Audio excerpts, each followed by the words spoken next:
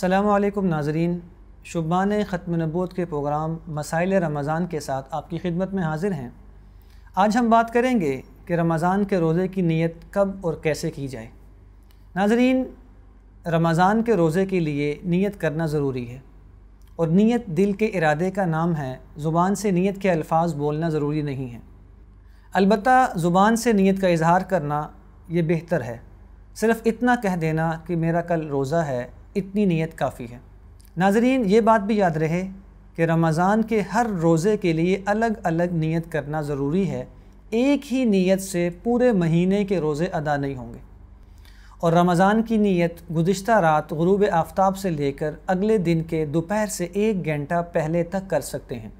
اگر کوئی شخص رات کو سویا، اس کی سحری کے لیے آنکھ نہیں کھلی، اور اگلے دن صبح اس کی زوال سے پہلے یعنی دوپہر سے پہلے آنکھ کھل گئی اور اس نے بغیر کچھ کھائے پیے روزے کی نیت کر لی، تو اس کی نیت درست، اس کا روزہ درست ہو جائے گا۔ البتہ روزے کی نیت گزشتہ رات سے ہی کر لینا بہتر ہے۔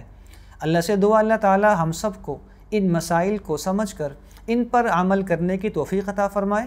آمین یا رب العالمین۔